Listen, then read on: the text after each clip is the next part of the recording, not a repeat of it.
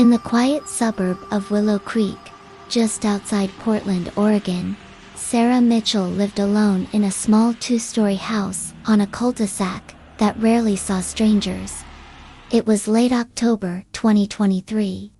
The kind of relentless Pacific Northwest rain that never quite turns into a storm but soaks everything for days.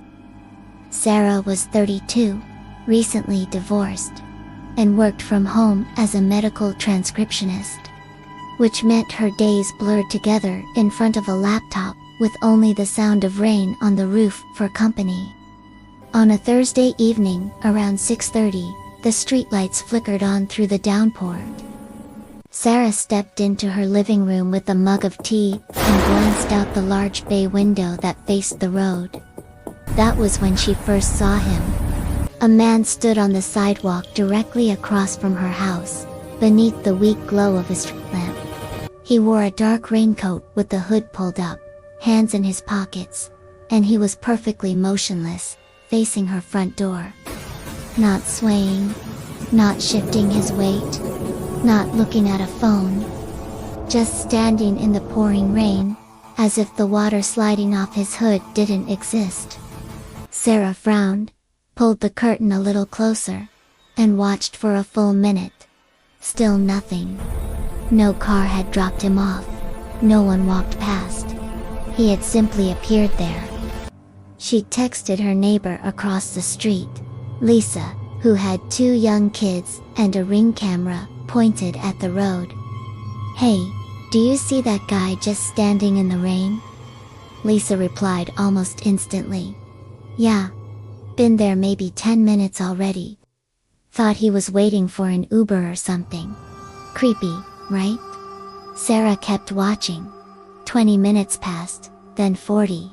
The man never moved. Water streamed off him in sheets, pooling around his boots, but he remained statue still. Sarah called the non-emergency police line. The dispatcher sounded bored. "Ma'am, people wait in the rain sometimes. If he's not threatening anyone, there's nothing we can do unless he approaches a residence." By 8:15 p.m., the rain had thickened. Sarah's porch light illuminated the mist rising from the asphalt. The stranger still hadn't blinked as far as she could tell. She started filming with her phone, zooming in. The hood shadowed his face completely. She couldn't even see the glint of eyes. Lisa texted again. "He's scaring the kids. I'm thinking about calling too." A second neighbor, Mr. Delgado, an older retired mechanic who walked his dog every night, regardless of weather, came into view on the sidewalk. His little terrier trotted ahead on its leash. As they approached the stranger, the dog froze, hackles raised, and began barking furiously.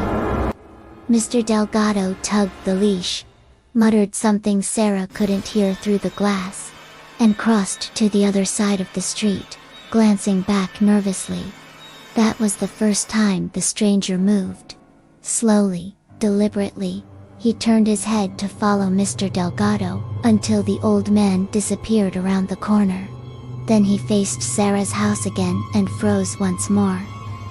Sarah's pulse hammered in her throat.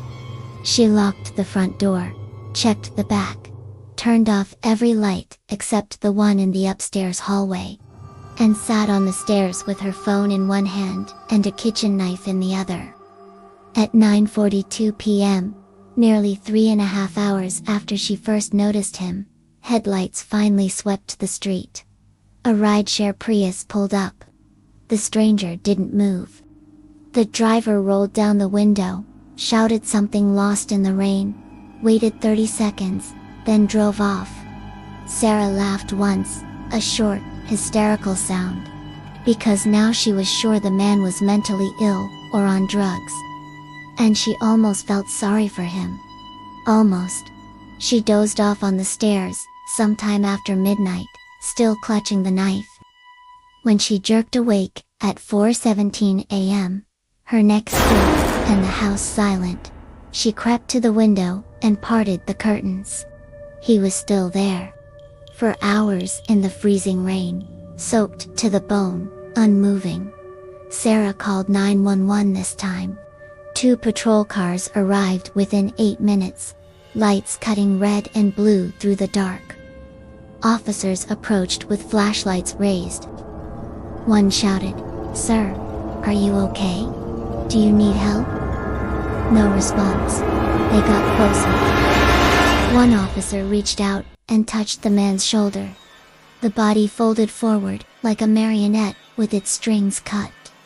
It collapsed face down into the puddle that had formed around the boots, sending a ripple across the street lamp's reflection. The officers rolled him over. Sarah watched from behind the curtain, hand pressed to her mouth. There was no face under the hood, only a smooth, pale expanse of skin where features should have been. No eyes, no nose, no mouth, just blank. One officer stumbled backward, swearing loudly enough that Sarah heard it through the glass. The other fumbled for his radio.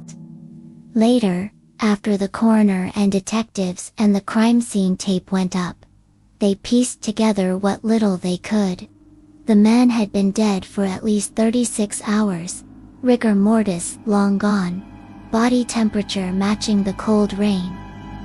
Cause of death: exsanguination from a precise incision at the base of the skull that removed the entire facial structure: skin, muscle, eyes, everything neatly, surgically, while he was still alive. Whoever did it had then dressed the corpse in the raincoat, propped it upright on the sidewalk, and somehow kept it balanced for 4 solid hours in the downpour, facing Sarah's house. In the pocket of the raincoat, police found a single Polaroid photograph, waterlogged but intact. It showed Sarah asleep on her couch the previous night, taken from inside her living room. The bay window was clearly visible in the background, curtains open, street dark and empty behind the glass. Whoever took the picture had been standing exactly where the faceless body stood the next evening, watching her for hours before the rain even started, and they had left their work on display for her to find.